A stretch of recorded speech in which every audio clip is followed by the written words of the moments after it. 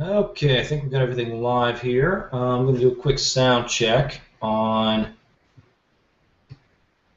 my other computer here to make sure everything's good. Once I get confirmed, there's a couple people that are still working on getting it. Looks like I'm on the wrong page here. Oh, yeah, wrong page. So that didn't work. Screen share over to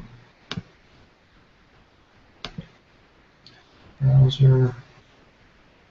Oh, I see what I did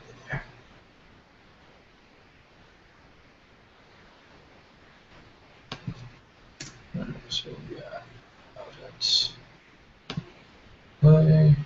Here, I'm going to do a quick sound check on. Turn that down. We should be good. Okay, everybody, welcome. We are still getting kind of ramped up here. Let me close some of these things my way. Close. So the way that I typically run office hours is just Q&A.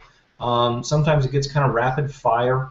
Other times it takes a little longer for me to go through an explanation or demonstration or whatever it might be. But as far as content and things like that go, for my sessions, pretty much anything's fair game, whether it is strictly SEO related or it has more to do with money getting, client acquisition, kind of the more marketing side of things. I handle that as well. So depending on where you are and whatnot, feel free to ask pretty much any question you have. I did get a couple emails from people who were not able to be live. So at some point during the session today, I will jump over there and pull those up and go through the answers that way. So what typically happens if you're on and you can see the video, the chat box to the right of the video is where you'll be able to type questions in. You can see there's a couple there from me. What will happen when I create these new pages for each session, I use the video as a placeholder from last session. So if you get on early, it's going to have some code that you'll just need to refresh. I always let people know when they can do that when I've got the new code posted for today, because this is run as a Google Hangouts private. The only people that can watch it are actually folks that are on this page because it's unlisted. So everything should be safe and secure. The actual hosting that JoshuaFletcher.com is on has the human verification thing. So that's what the SkyWP119WP, the password for that is. It's something that my hosting company actually manually requires all their WordPress installations to have. So it kind of helps with brute force attacks because you've got to go through an extra step to gain access to any of the pages on the site. So a little bit kind of weird, but whatever. It hasn't been hacked since they installed it. So I'm not seeing any questions yet in the chat box, so just going to take a second to say welcome, everyone. We typically have quite a few people on, even if they don't show up in the chat box there. Sometimes people just like to jump on and listen, which is totally fine. If you're here, you don't feel, like you want to ask questions or whatnot, no problem at all, just listening and hanging out in the back. Not a problem at all. But what I'm going to do is kind of go through some emails real quick here and see if I can grab some of those questions that I was talking about earlier. There we go.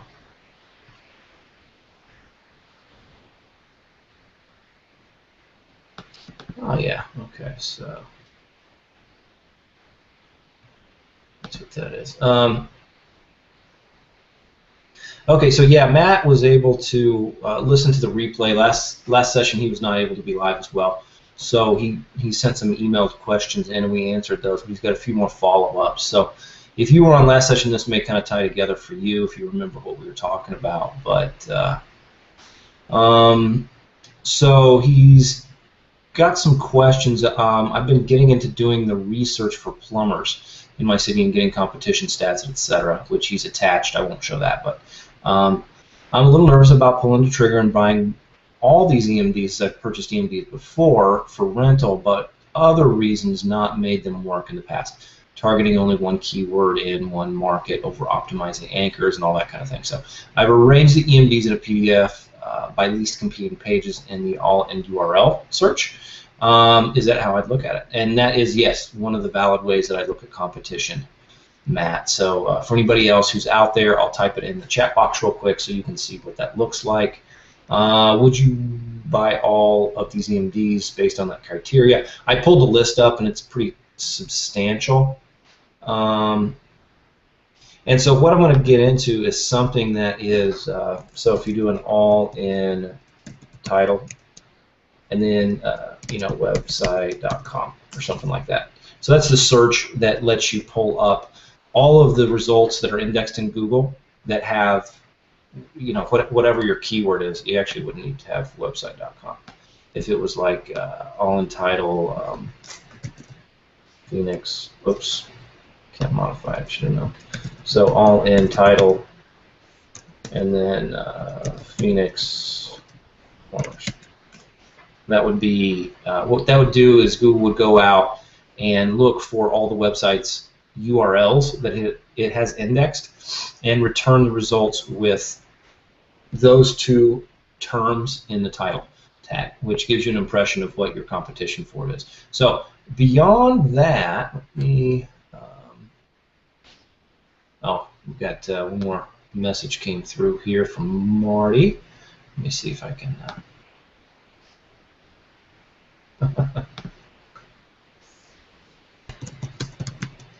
Let me type a response to him real quick.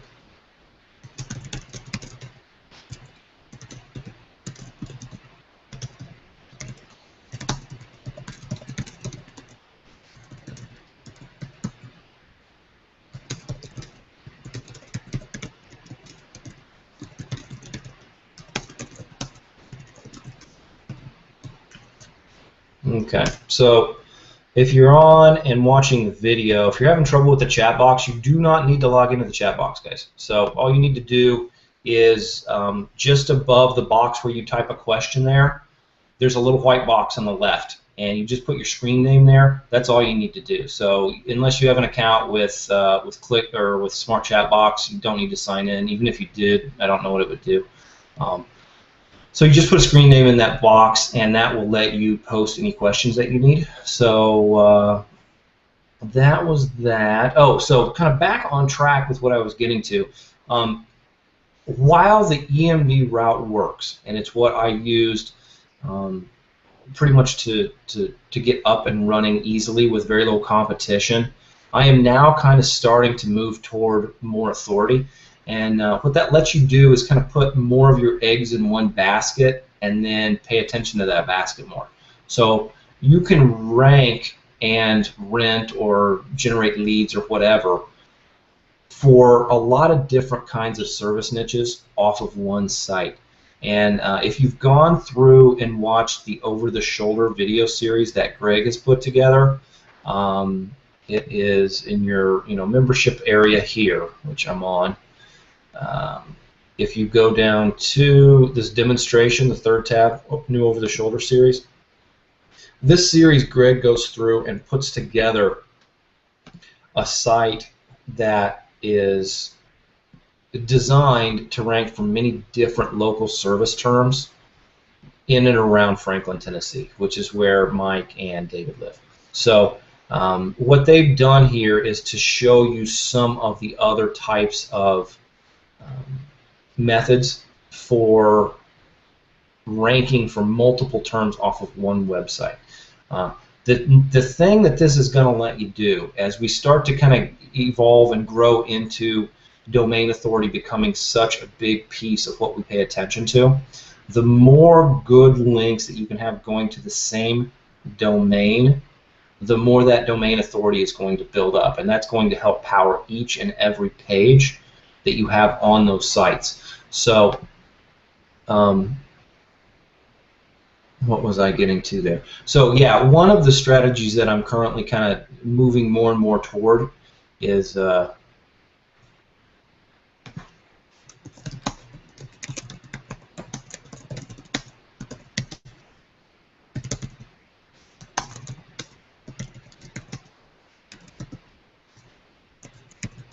on.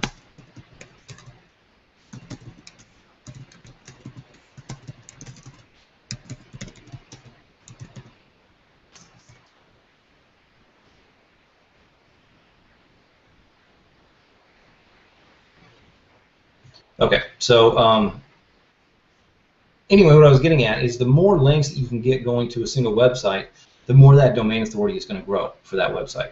And what you can do, you know, they've shown what Cotton Grammar has been able to do with his personally named and branded website, which I think is sitting at like a domain authority of 35 or something like that now. So any and every page or inner URL that you build on a site that already has a DA that's building and up, you know, 20s, 30s, or whatever like that, it's just that much easier to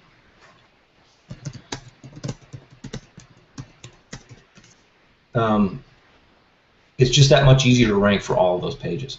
So that's kind of where you are with the smaller EMDs. Although they still work, it's a strategy that takes a lot of effort and it takes a lot of time. It looks like Marty's having trouble with the video playing.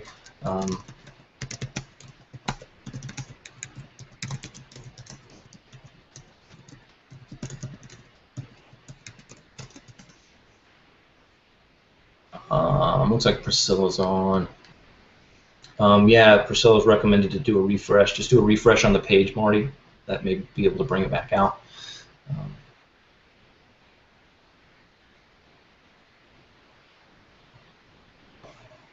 Let me see. I think I have a feeling I know what's going on.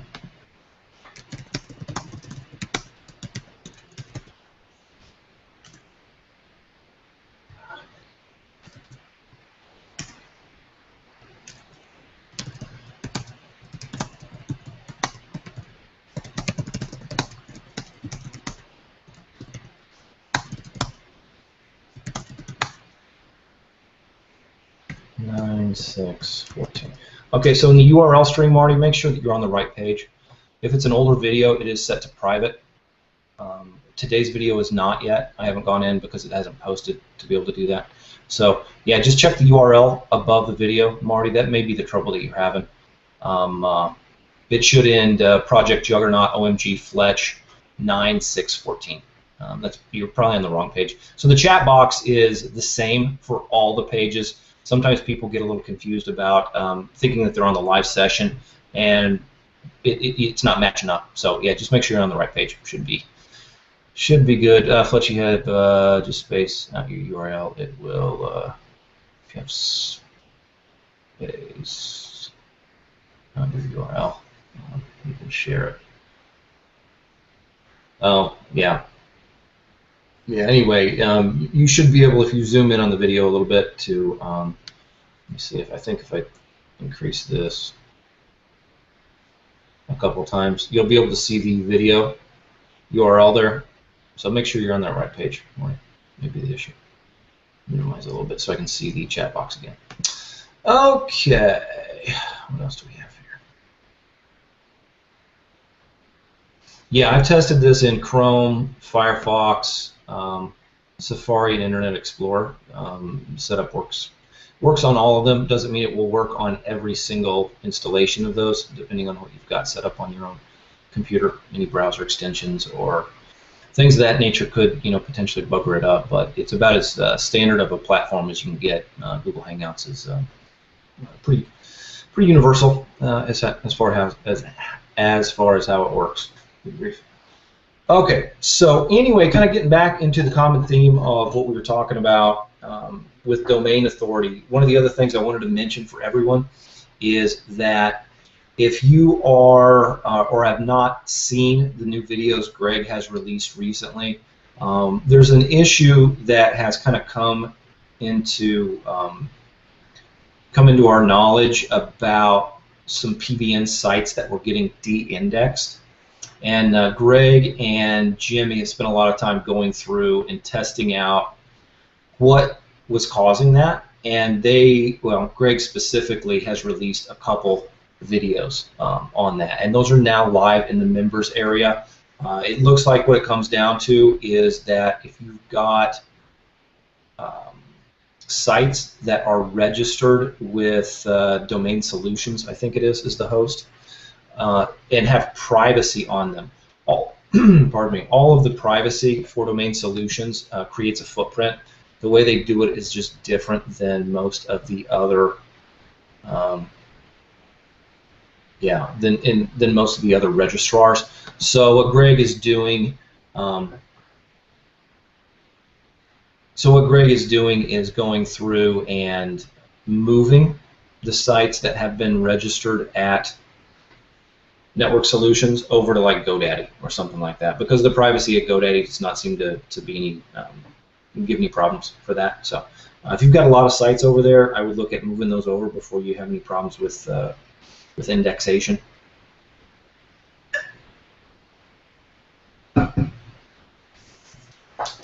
Okie doke.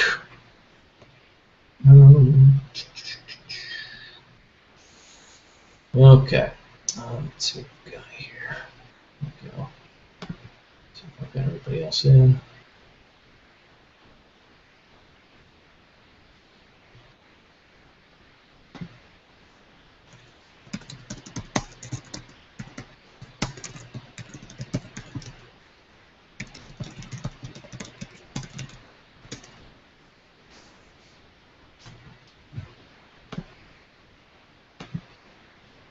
Okay.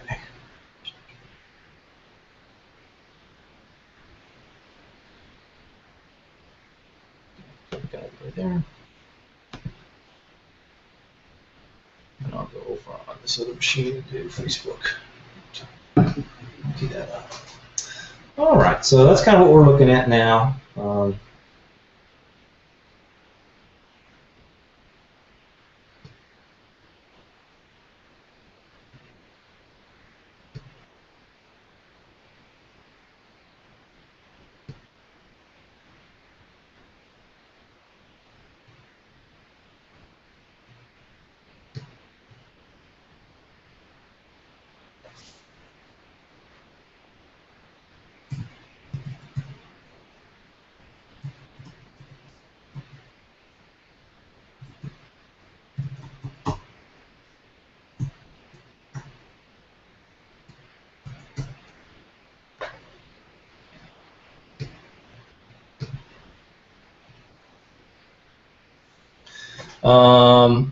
Let me grab the email real quick, Priscilla, just to make sure that I've got the specific information here.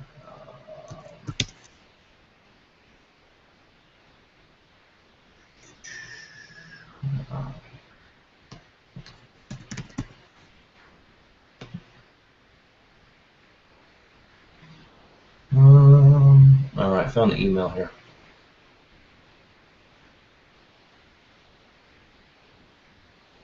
Okay.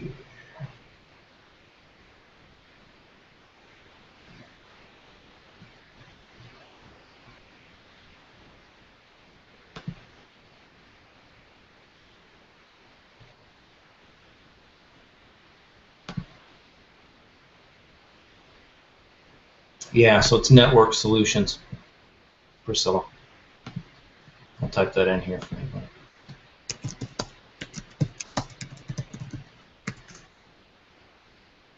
All right, cool. All right, we should be good. So, yeah. Anyway, those are the kind of the two big announcements or trends that we want to kind of pay attention to. Everything else in that over-the-shoulder video series is amazing. Even if you guys are kind of pretty well versed with the rest of what we do for SEO, that over-the-shoulder series is incredible. So.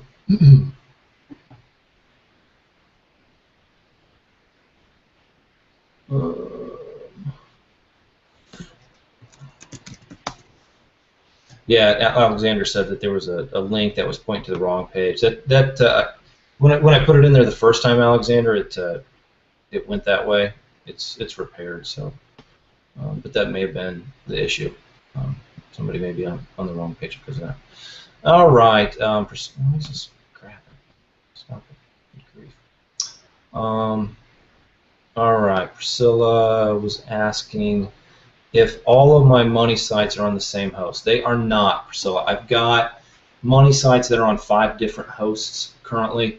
I have some with Skynet hosting, some with SEO hosting.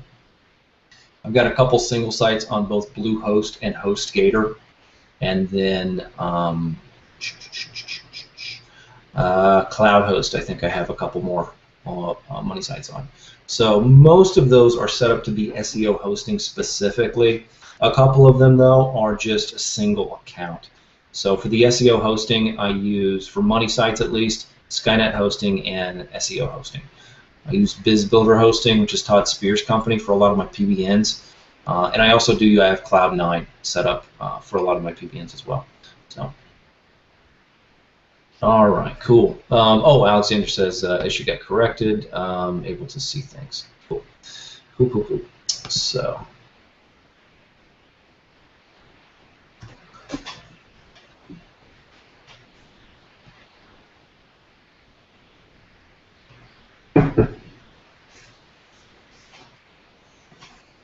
All right. Well, let's get some more dialogue going here.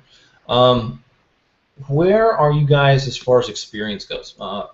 Sometimes we have people who are just totally brand new to online marketing at all, but we also have folks that come in having been in the industry for 6 or 8 years, and they're really just looking to tweak SEO skills specifically, or figure out local client getting and how we handle that. So one of the things that kind of helps me understand where everybody is, not that you can't kind of figure it out from the questions that we get in the Facebook group, but for these live sessions, sometimes what I do is run some demos of when I'm going to go out and build a new site or look into a new market or put things together like that, and it helps me kind of flesh out new videos that we may release.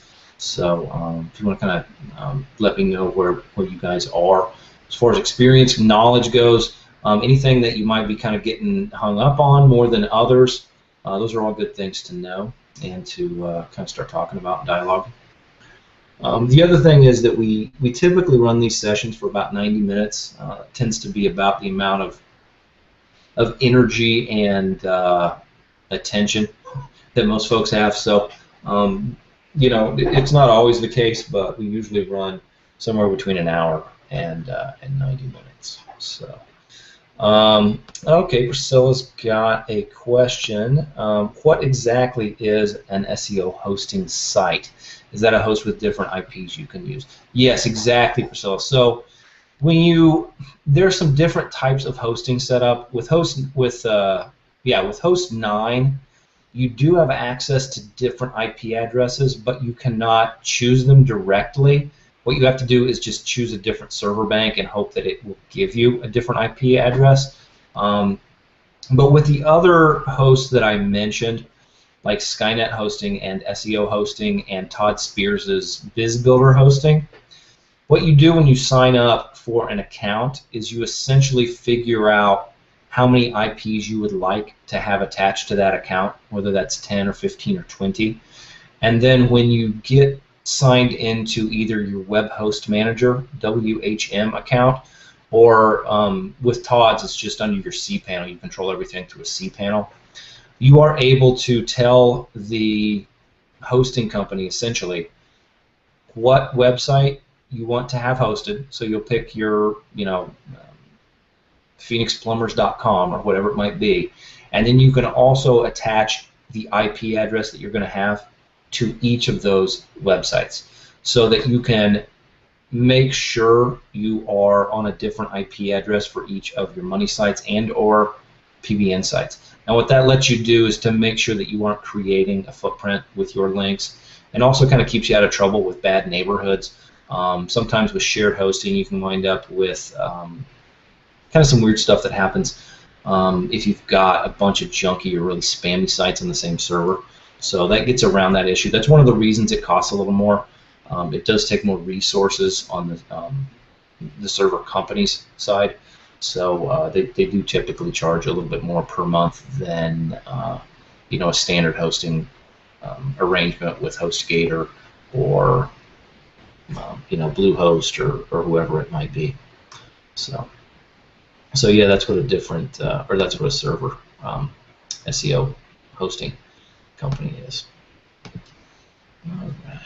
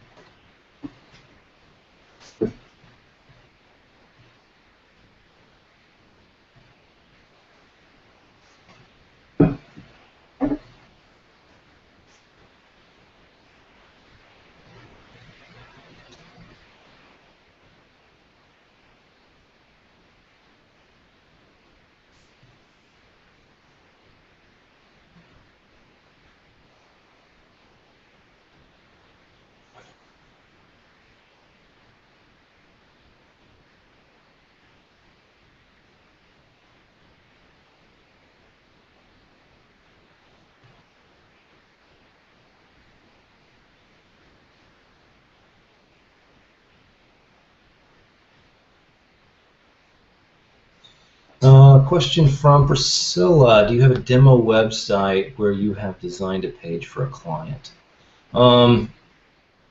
Not really, Priscilla. The way I've generated most of my income online with SEO is to set up sites that are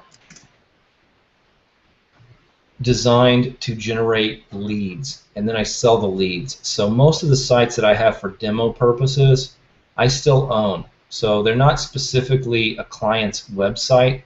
The Spinal Decompression Phoenix is one of those sites. You can see here the phone number. It actually now is monetized, so don't call the number. It's a local chiropractor who actually performed the service for my buddy here. So it's all, I don't make stuff up usually. I try not to anyway. Anyway, so this website is set up to rank for this term. It's an EMD. This site's actually pretty cool because it didn't actually take any links at all to power. I have some social signals going to it, and then just the content, the unique content that I put up here. So, it's kind of a demo site that I have. There's another website that I've got that I set up.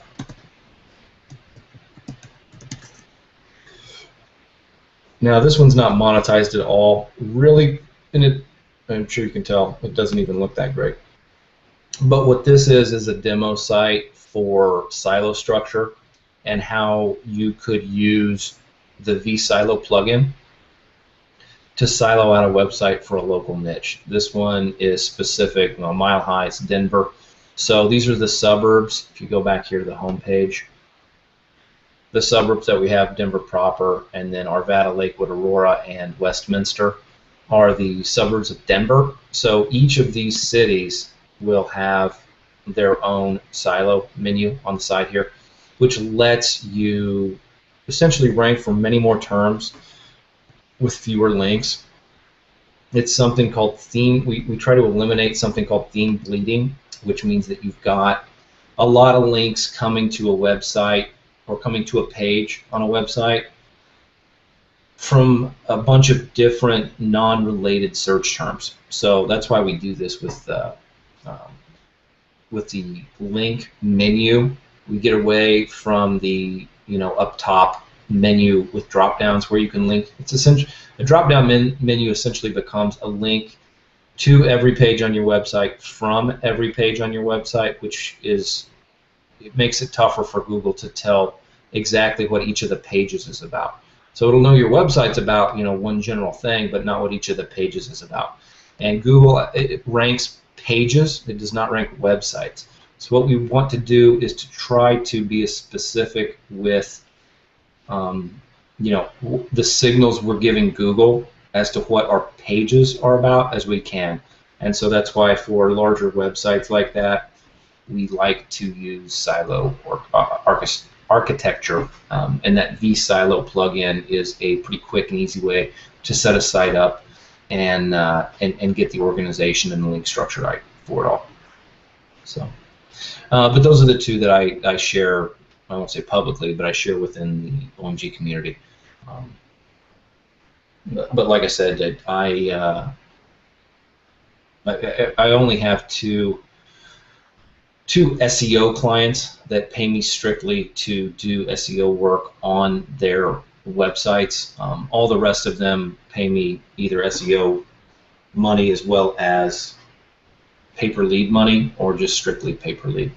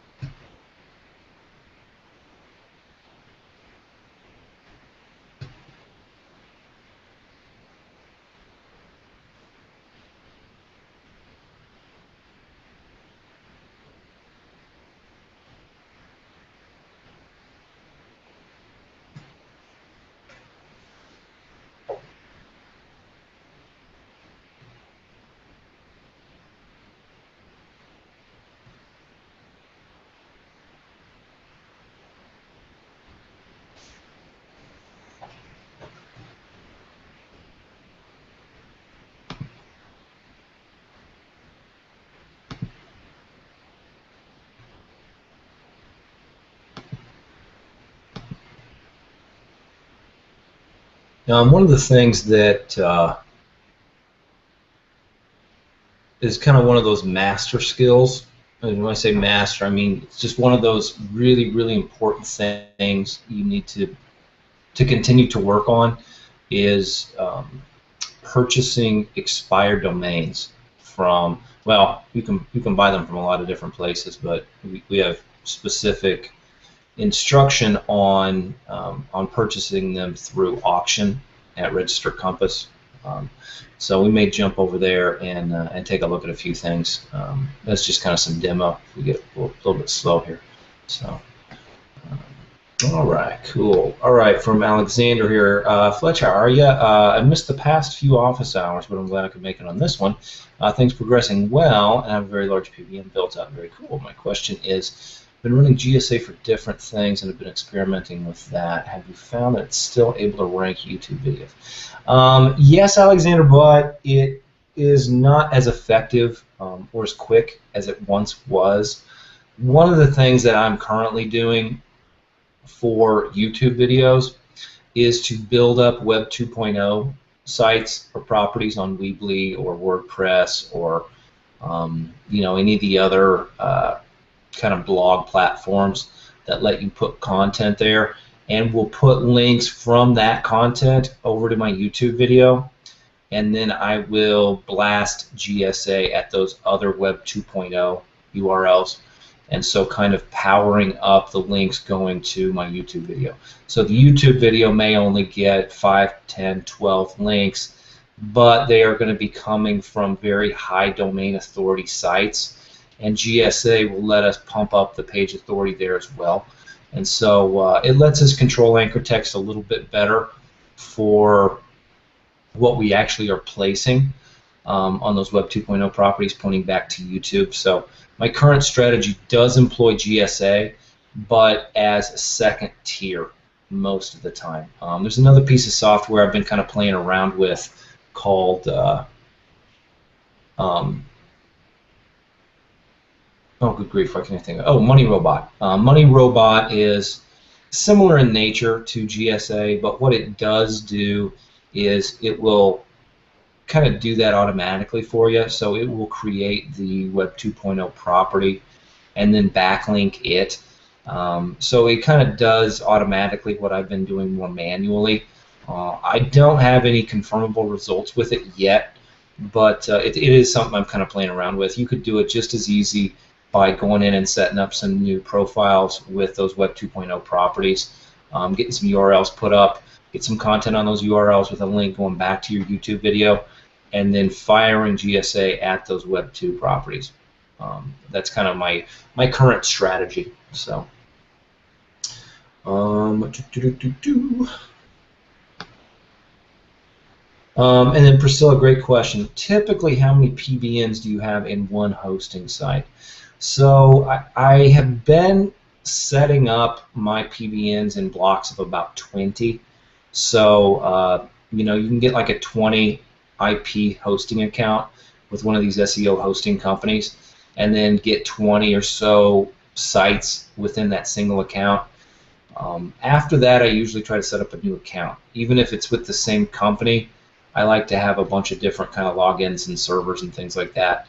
So I'm thinking right now the most I have with any single server or with any single hosting account is with Host9. I probably got 30 or 35 different sites with them. But again, those are all kind of lower quality PBN sites that I've purchased and acquired. There is a potential issue with footprints from Host9 as well. I have not been negatively affected by it, but it does exist. The name servers, even when you go in and create new ones, it will keep kind of a duplicate record of the old name server. And so what you essentially will be doing is all of your links from Host9 will have the same name server information attached to them. And so if you choose to do that, just be very, very careful with the places that those links are pointing. So I typically will only have one of my Host9 PBN sites linking to a single money site. I will not have multiple PBNs from Host9 link to the same money site.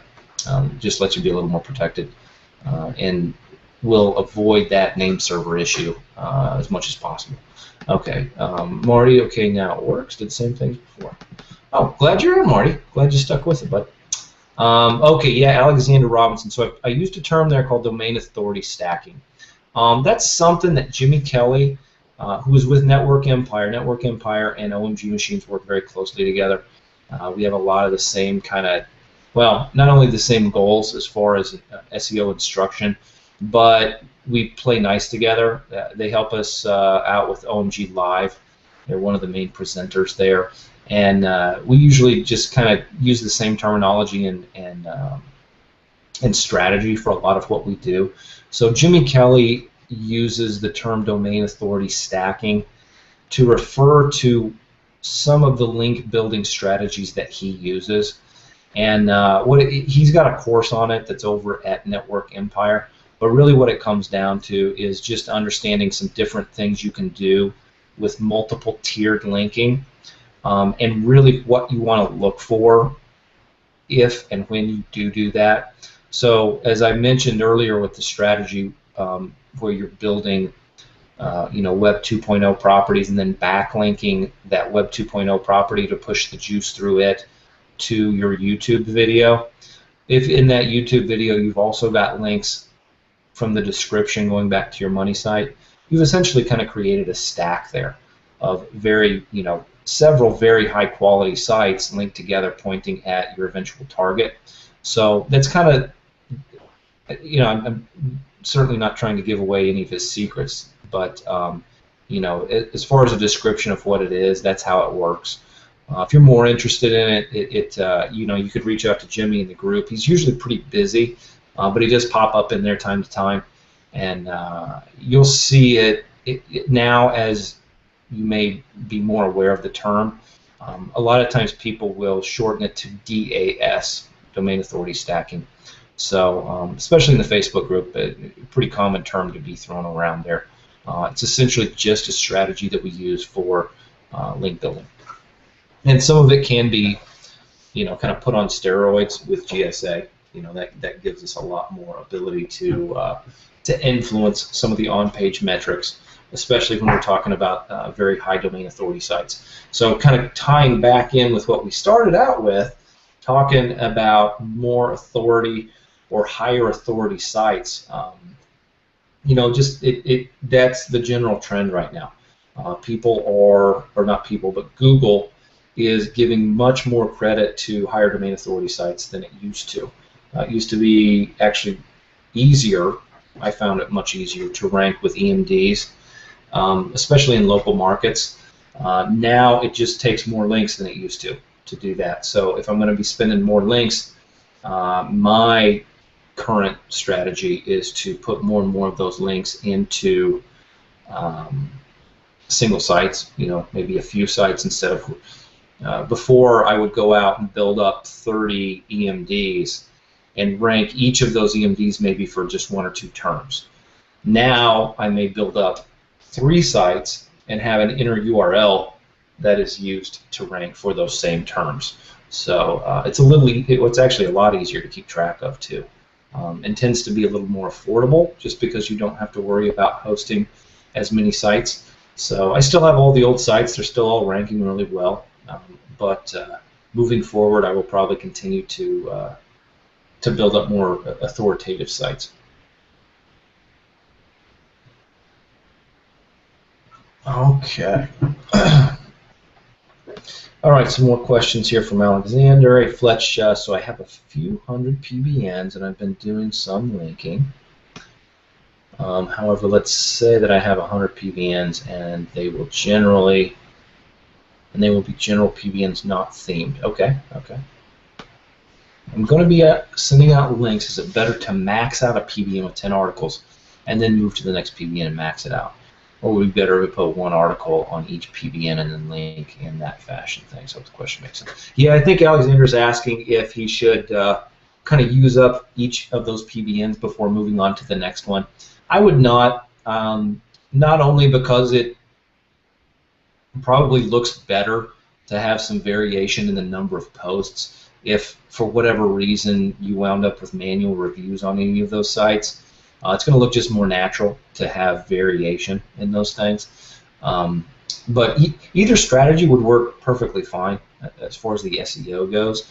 But I think it would be probably advisable to have more variation and just kind of go through and keep track of how many links you have or how many posts you've put on each of those PBN sites, so you do stay around that 10 number per PBN site. But either way you go, you're going to be okay. Yeah, it shouldn't cause a problem either way. But if I were making the choice, I would spread my links out. All right, then Alex, and yes, I took the DAS course. Okay, cool. I was just checking to see if you thought that was the best method to go. I will use that. Thanks. Yeah, definitely a supporter of the DAS concepts, and I use them on most of my PBNs as well as money sites, Alexander. So I've been kind of starting to roll those out. I only started doing that kind of recently, so I probably only got it really in place on about 20 sites, maybe 30. Again, it's one of those things. I do not outsource hardly at all. Most of the work I do on my sites is stuff that I do personally. I have started using an article writer for some of my content now, but really up until about 2 months ago, I was even doing all of my own writing. So when you do that, you're limited to a degree as to how many hours you can work. And beyond that, it just takes a while to build up much. Priscilla says, I started looking at domains in auction a couple days ago and couldn't find any good domains as per the guidelines from Greg. Not easy. Yeah, it does take a little time. You know what? I'm gonna open up.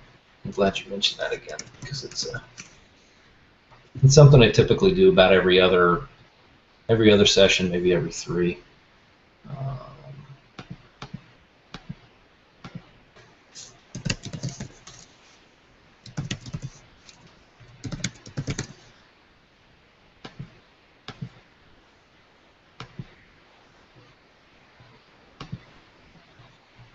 So if we look at domain searches, these are the settings I have. They may be a little different than what Greg uses, but all in all, it's they're along pretty much the same lines. So if I do something here that's a little different than what Greg's training is, you can just go with what Greg does. It'll still pull up the same stuff. So if we were going to look for sites that had maybe a DA of 25, this is going to pull up a bunch.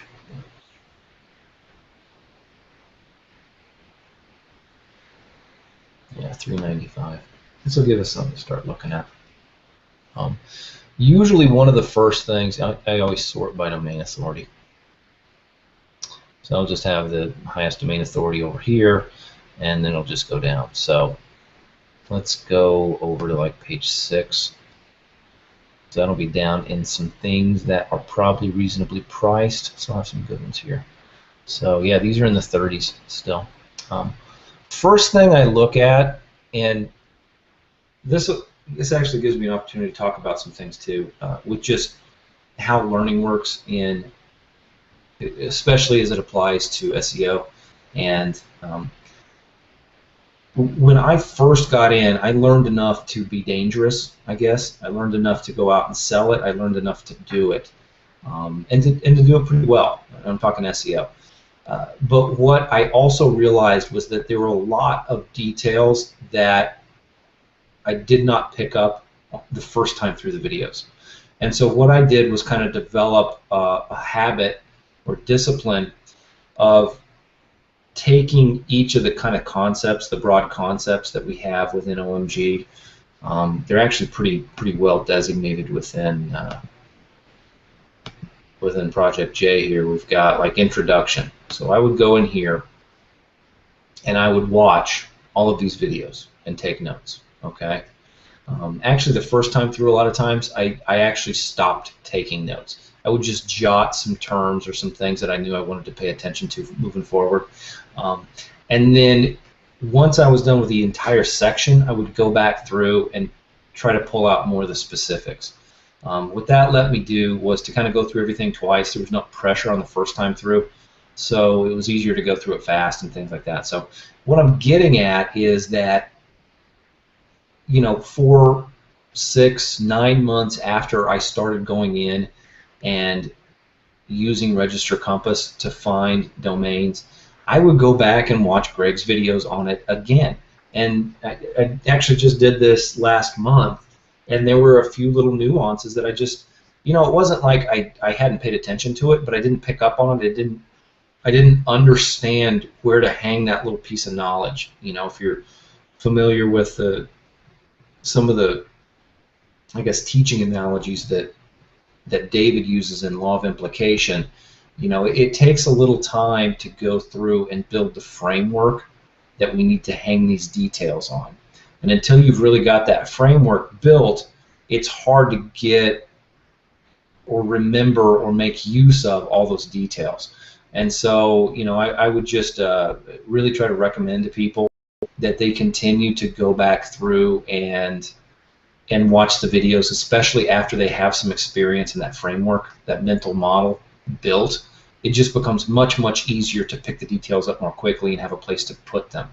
So anyway, on that note, coming back to this, one of the first, and the reason I said that, in Greg's videos, he says, you know, what I really start to do is look at the actual domain names.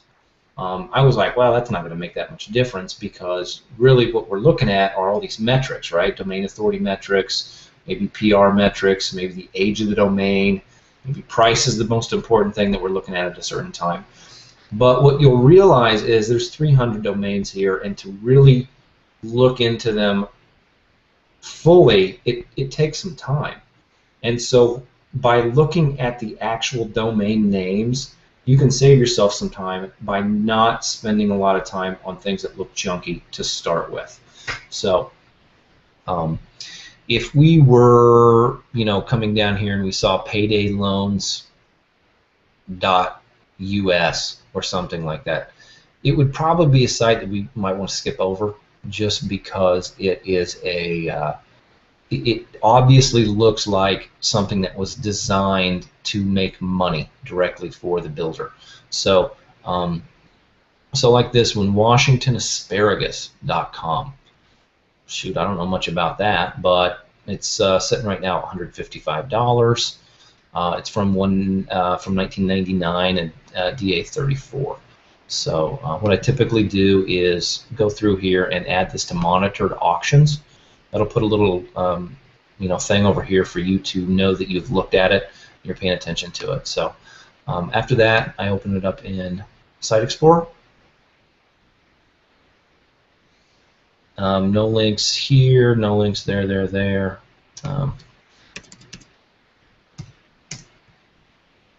Yeah, we got 21 routes, 51 total links. I group these here by domain. So yeah, we've got a good link here from Washington, stateofwashington.gov. A lot of links on this page, right? But still a good link from a good site. So I'm not discounting that one. This is a DMOZ link. You'll get those if you get enough traffic on your site. IPL.org. You can open this and have a look at it. Yeah, it's a legitimate website. Got good content. Again, a lot of links though. Okay, so you're not going to get as much importance with each of those links as you would if there were only a few links on a content-heavy page. So privatefoodhub.org. This looks like another lot of links going to it. Let's see what comes up real quick here. Oh no, this is a good page. Yeah, so what I would do when I find a page like this, and I want to make sure that I get that the actual link, oh, I didn't want to do that. The wrong one here.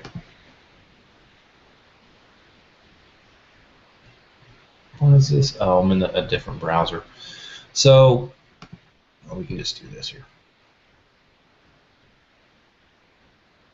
I'll do a find feature here.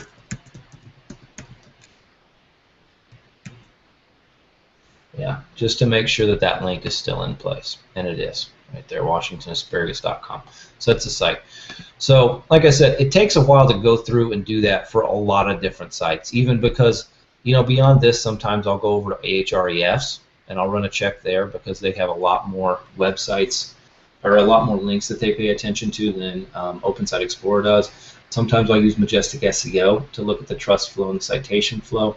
But for the most part, you can figure out whether a site is good with some initial searches here. So you've also got the fact that all these anchor text, Washington Asparagus Commission, they don't seem to be spammy or junky or specifically aimed at, you know, the make money online niche. So, you know, what was this site going for? 155, I think. Yeah, I mean, that's a good site. That's going to be something that you could use very easily as a PBN site. Sometimes, actually, still, yeah. So it's parked now. Sometimes these sites are even still live. But what you can also do is to take that domain name. I'll just grab it out of this and use something called the Wayback Machine.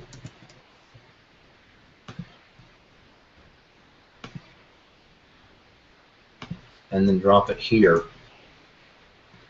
What this will do is to give you an idea of what this site looked like. It looks like it doesn't get indexed or saved that often, but if we went back to even 2012 here, this is what the website looked like. So it doesn't look like it had a lot of content. It's pretty simple, but fully looks like a legitimate website, and you know, no reason to think that it was used for, you know, obviously, you know, spammy purposes. So this is a site I would keep on my list of things that I want to pay attention to. May potentially bid on it, especially if I had something that was in the, you know, food niche, you know, just because it's got a food name here, or I was working with something in the state of Washington or even the city of Washington, because it's going to have a little more relevance based on the domain name for that PBN site. So, okay, here we are. All right, jumping back over here. Okay, so that was Priscilla's question. All right, Alexander Robinson, I'm going to be going after a certain city for SEO. However, there are a lot of terms that get a tremendous amount of traffic. Examples: city search engine optimization, city SEO, SEO search, search engine marketing company, city, etc., etc., etc. Okay, do I need to be concerned with siloing whenever it comes to that? If they're all going to be in the same city and have similar or related keywords? With stuff like that, not really, because they are all really part of the same theme. If you were going to build out a site, you know, where you're an online marketing service company and you wanted to have a single site where you promoted yourself for email marketing, as well as website design, as well as SEO, as well as pay-per-click, you might want to create a separate silo for each of those concepts. But if you're really just promoting yourself as SEO, all of those kind of naturally fall under the same, you know, conceptual theme, and I don't think a silo would be necessary for that at all. So, okay. And Alexander Robinson, or if I just send links with the anchor text that I want to rank for, will that work? Thanks. Yeah, links carry, beyond really URL, I think that the anchor text and links are probably the most important thing you can get. And when I say important, they actually, because you can post a lot of links, you can outweigh your domain name. That's why you could have a a domain name that has nothing to do with the term you want to rank for, you can rank for it. You do that with, not only your title tags, but your anchor text on links. So with a strategy like that, your links are going to become very important. And thinking specifically about that, yeah, that would work. Especially because all of those concepts are still so close to one another. If you haven't yet, Alexander, go watch that Over the Shoulder series, because one of the really cool things Greg does there is he talks about the exact links and the exact anchor text he is using on each of those pages, the inner URL pages. So check that out. That'll give you some ideas of not only how to keep track of your links that you're building, but really how to vary it up so that you get the most bang for your buck. And yeah, I definitely would recommend checking that out. Okay. Also, siloing best for if I'm trying to rank for multiple cities and states, or should I just silo every site that I do? Yeah, if you're using multiple locations, especially, I always like to silo things. Like that Mile High Plumbing site, you could just, that site could be called milehighplumbing.net and have, the Denver keywords right now. If I wanted to, expand the brand and take Mile High Plumbing into Minneapolis, Minnesota, I would just be able to add a new top-level silo for each of the new cities I wanted to go into. So in that way, yeah, if you keep kind of a branded domain name and you go along the route of silo architecture, the other thing it does is it forces you to think a little bit more about how your site's going to be designed, which I always think is a good thing. So if you're going to go after multiple cities and states, one of the easiest things you can do is to create that silo architecture, which lets you then start with one city or two cities and know that you're going to expand into 15 eventually, depending on your strategy or whatnot. Okay. But yeah, you do not need to use a silo on every site that you do. Most of my smaller EMD sites do not use silo architecture. There are 7 or 8 or 10 pages, and it's just one menu structure that is what you typically find more often, with the top navigation bar. Sometimes even with drop-down menus. So, all right, Priscilla, if a domain in auction is parked, does it mean it's de-indexed and therefore isn't good to buy? No, not at all, Priscilla. So this will usually, I have as a qualifier when I run this to make sure that at least one page on this domain is indexed.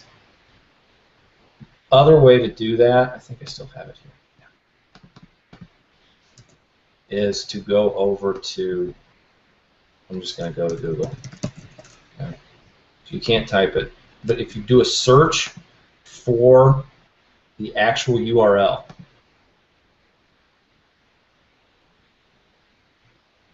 see, it's going to default and try to do that. I want to look for the URL.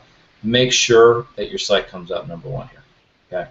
If it doesn't, or if it's not in the top few, it may mean that that site is de-indexed, which means that there are other sites ranking more highly for the actual domain name than the domain name you have. So that's how you can check if it's in.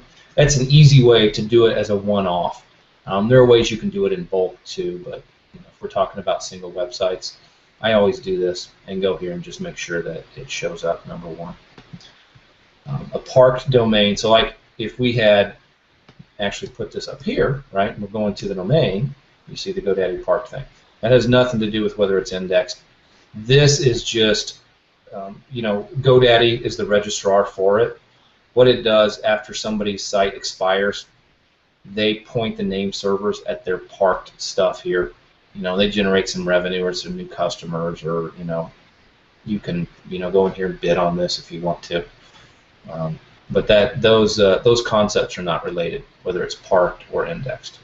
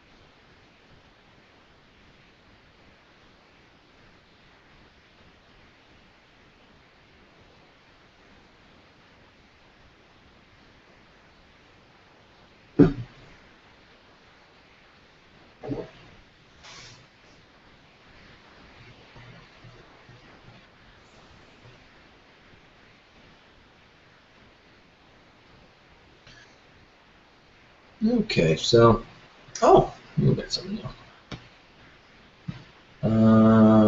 All right, Alexander Robinson with the 30-day sandbox. So sandbox, in case somebody's not familiar with the way that term is used in SEO, or I guess maybe just within OMG, I don't know about the world in general. What is kind of being accepted now as something that is happening is that Google is not giving immediate credit to new links that it finds in some instances, maybe in most instances. So it takes us, our feedback loop is a little longer now. It takes us a little longer to figure out what's going on. So with the 30-day sandbox, whenever I'm linking now, should I send multiple links to it during the first 30 days, even though I might not see the ranking increase? Or would you suggest sending a link or two, then waiting 30 days and then sending more? It depends on, you know, if you're using a brand new domain, newly registered, I would typically spread my links out, you know, every 4 to 7 days for that first 30-day period. Not a problem to have 3 or 4 links, you know, going to a new site in the first month, but I would definitely not, you know, blast it any faster than that. One of the things you're not going to have as easy to decipher information is what each of those links are doing, though, because of that sandbox feature.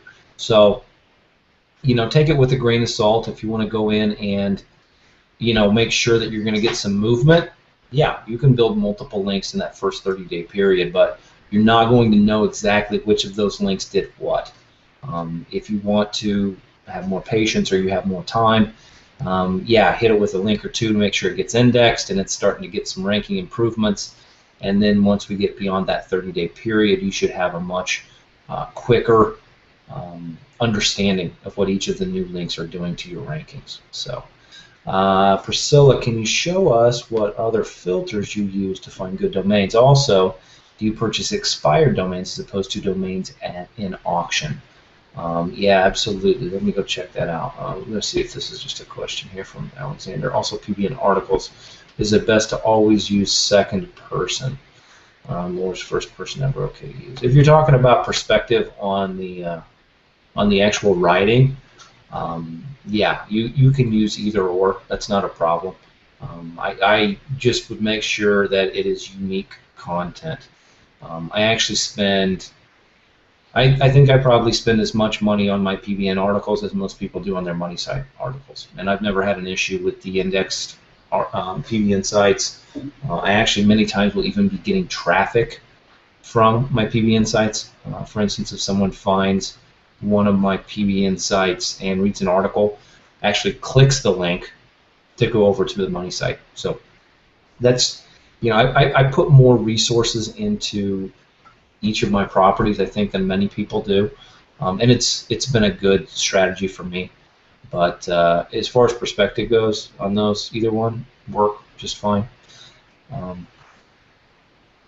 So I would stay away maybe from third person because that becomes kind of weird. But if you can pull it off, it should work for SEO.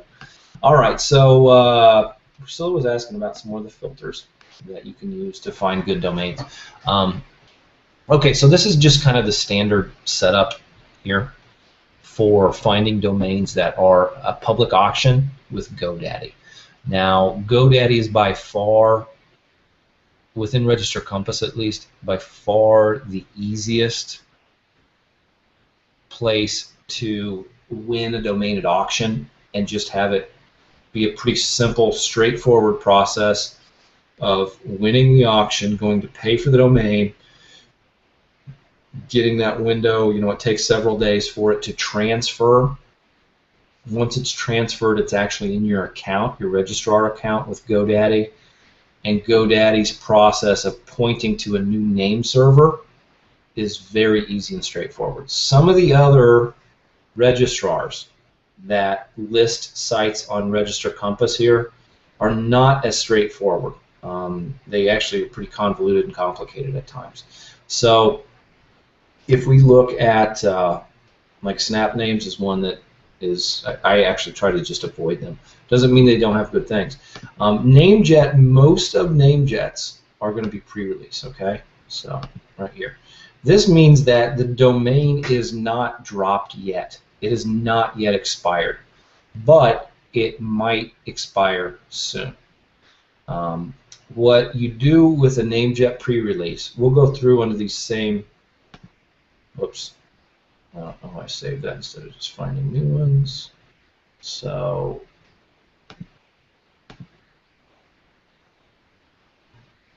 why is this? Let me do this. Yeah. So Namejet pre-release, yeah. We're going to do a find domains here.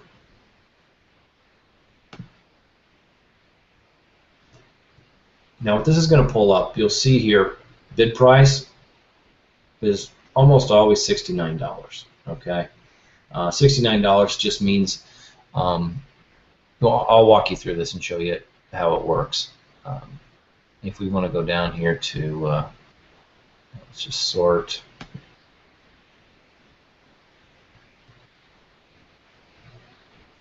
If you've got like this, for instance, from 96 DA50, right? If you go to the auction site, it's going to open this up in a new tab over here. Okay? All you got to do is bid $69 here. Okay? What that does is it reserves you a spot in the auction if the auction takes place.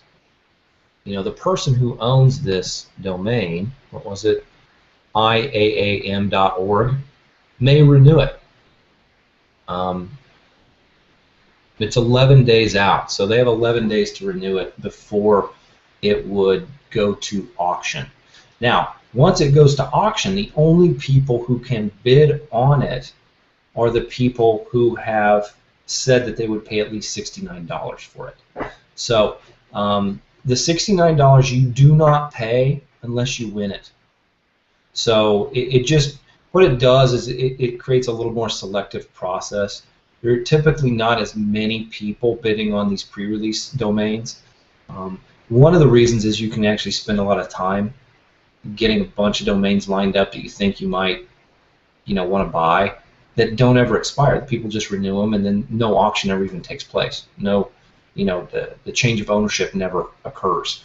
But it is a place where you can go find. You can see here that many, there are many sites in here that have, pretty decent metrics.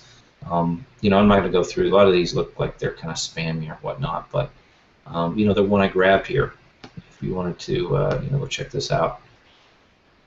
In OpenSite Explorer, I'm feeling since it's older, it's going to be a www version.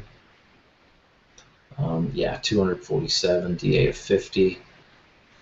International Association of Venue Managers. So it's some old, national or international even organization. So, you know, variation on anchor text, definitely not money-making type of anchor text. If it were a lot of links like this, you could use it as money site, but with these types of links mostly, you're going to have a harder time getting it to rank for things. Not really impossible. You're still got a leg up on things, but that's usually just not what we look for as much. But it looks like a really clean site. So I'm actually going to go in here and you know, you can go to the auction here and put $69 down. I think I'll have to log in or something. But then when that goes to auction, then I'm in. Okay. So no money was taken out of my account or anything. But if it sells, somebody's bid 71 on it. So I didn't even have to bid the high bid to get in on the auction. Some people don't know that. They just said that they would be willing to spend at least 71. So when the auction starts, it will start at $71. That's how that works. You know, really, sometimes I just go in here if I'm looking for something very specific.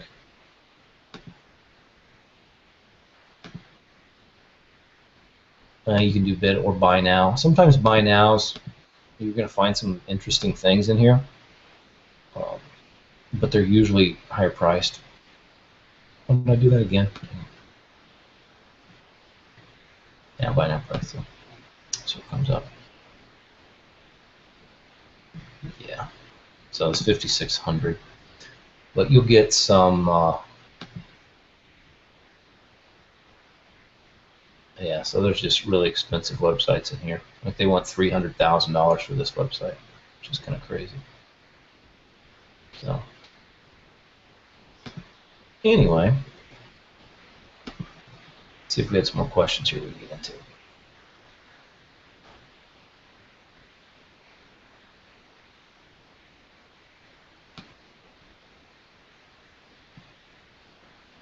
Okay.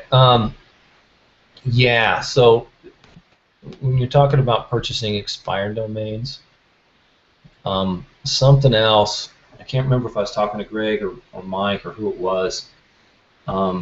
Greg has actually kind of been playing around with some ways to go out and scrape for fully expired and dropped domains that can be used as cheap PBN sites.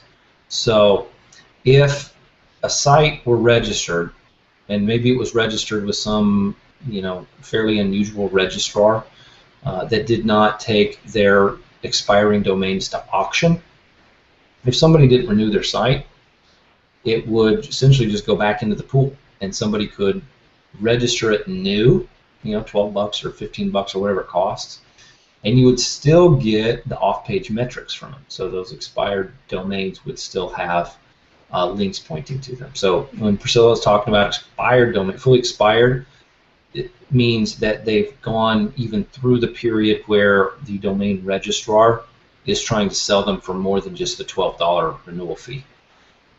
And so both of those work, Priscilla. It just depends. Sometimes, you know, you're going to find some great stuff at auction. Sometimes you've actually got to go through and get it after it gets parked and the original owner does not have it. So I do both. I tend to find myself spending, so I'll go on kind of a buying spree, and then I'll lay low for a while and just come back, you know, from time to time and check on the domains. What that lets me do is it kind of chunks my time out a little bit better, so that when I am in Register Compass buying domains, I get a little more efficient with it. Things are in front of my mind a little bit more. I've got the concepts there. I kind of remember some of the domains I'm looking at and things like that. And then when I go away from it, I can focus, of course, on some other things, getting the hosting set up, getting the content out there, making it look good, like a natural site, a real site. So that's usually how I kind of approach my expired domain buying. But almost all of my domains are purchased through Register Compass in one way, shape, or form.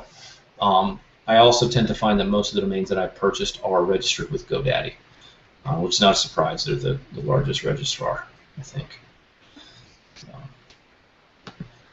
Close some of these down. This way.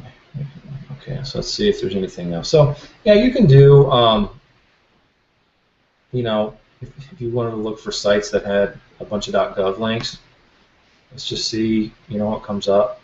If I wanted to find a site with at least 10 .gov links.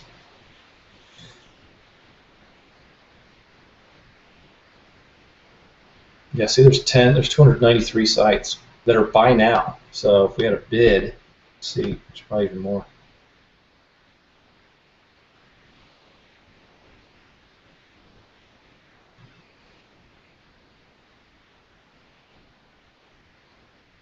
Yeah, it came back the same.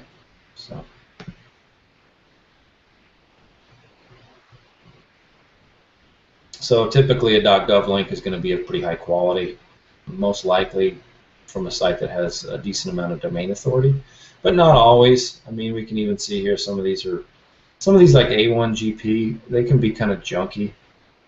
It's also a pretty new site, so let's see if here's a 1999 American Rubber Business and the Environment. Well, hopefully this doesn't turn into some adult themed thing, but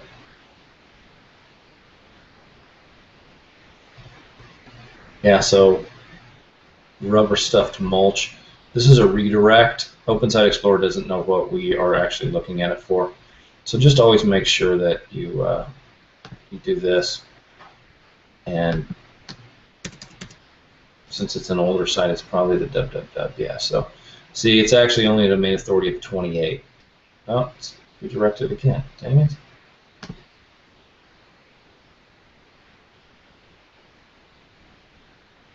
Okay, yeah, so domain authority of 27, is that what it listed here? Sometimes these will be off. Yeah, see, it says 30 here. Open site over here actually reports it as a 27. Sometimes that will be off considerably, especially with these redirects. I don't know how Register Compass does it, but it'll be off sometimes as many as 20 points. So just always make sure you kind of, you know, due diligence kind of thing. But, you know, as you can see here, the #1 link is from EPA.gov, right? Domain authority of 99, page authority of 61. That's a pretty awesome link to get, right? If we can group these. Sometimes if there's a redirect, it messes it up if we try to group it. It doesn't like to do it. Yeah, so see, it keeps defaulting back over here. So when there's a redirect, it doesn't like it so much. So you can just make sure that, yeah, so EPA, this is the state of New Jersey.us, DMOS again. This is the .gov link. It's a recycle type thing. So again, pretty cool site, right? What did they want for this thing? This is American Rubber. Yeah, so they want $4 grand for it. I would not pay that for that site. It's good quality, but it's not. You can get something of equal quality for less money. But some of these, like this, Advancing the Church. You know, I'm not sure exactly what church they're promoting here, but it's a bid price. Sometimes you can actually find people you can just go do a buy now, like $1,000 for this thing. You know, I don't know if it's worth it or not, but sometimes this will save you time to actually just buy a site and not have to go through auction. Most of the time, though, they're pretty high priced and they're pretty overpriced for what they are. Actually, almost all the time they are. But, you know, if you found something that you really wanted, on the next page here, yeah, there's some, you know, $100 BD host, 28. Yeah, it might be worth it, you know, go check it out. Oh, bhost.us. I tend, so again, okay, let's go back over here. Most of the time, I only want to look at those. Not always. I do have some stuff that has a US or .us or .info TLD extension, but for the most part, I only want those top 3. Okay, guys, we're getting close to the end of our session here. Let me jump in and see if there's any more questions that I missed, but otherwise, try to get your questions in the chat box.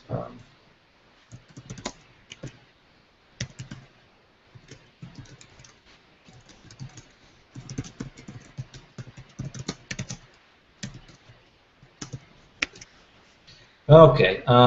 If it's a redirect, you're actually purchasing the original URL. Yes. So in that, with that American Rubber example, so this is the site that we want to look at. These are the links we're looking at here, because this is the one over here. I think it was on the first page. Oops. Yeah. So this is the site that is for auction. When we originally drop it in OpenSite Explorer, OpenSite Explorer goes out and looks for it, and it knows that there was a redirect on this URL pointing to that American Rubber mulch or whatever it was. So yeah, you want to make sure that you're looking at this URL in OpenSite, because that's the site over here that's actually for sale. Sometimes both will be for sale, but you just want to know which is which. You know, a lot of times you'll see that, well, I won't say a lot of times, but if you do this long enough, you'll start to notice when somebody just let all their domains go. You know, there's times when there'll be 30 or 40 sites that are all in a blog network, because when you go look at them, they've all got links going to and from each other. You know, somebody put together some big link wheel PBN, and they, you know, finally realized it didn't work and let the whole dang thing go. So they'll have, you know, 40 or 50 sites that are all going to be available at auction at the same time, because they were all let go at the same time. So it's, again, just something to kind of keep an eye out for if you get that. Pardon me. Okie doke. So, yeah, if I don't see any more questions here. Yeah, so it's just me. Otherwise, we'll just kind of wrap up. So, I'll give a few minutes here in case anybody has some last-minute questions or comments. Other than that, though, we'll kind of wrap up for the day. And I'll look forward to seeing you guys all in the Facebook group between now and our next session. The frequency of my office hours is going to pick up quite a bit here in the middle of the month or so. I've got one more scheduled, I believe, next Tuesday. And then after that, I will be going to at least once a week, maybe twice a week. We'll see what David wants to do with that. So those office hours will always be posted in your membership area.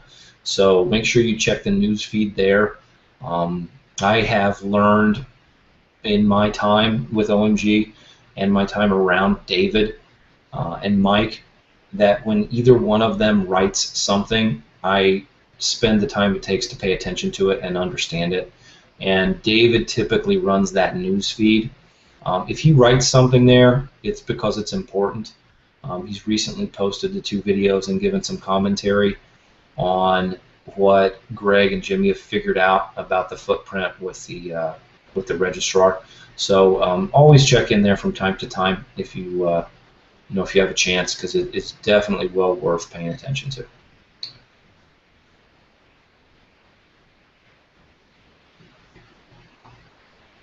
Okay. Oh, Priscilla, thank you very much. Absolutely. Yeah. A lot of times we have you know, a ton more people. So I'm not sure if it's just kind of the weekend or this specific weekend or what, but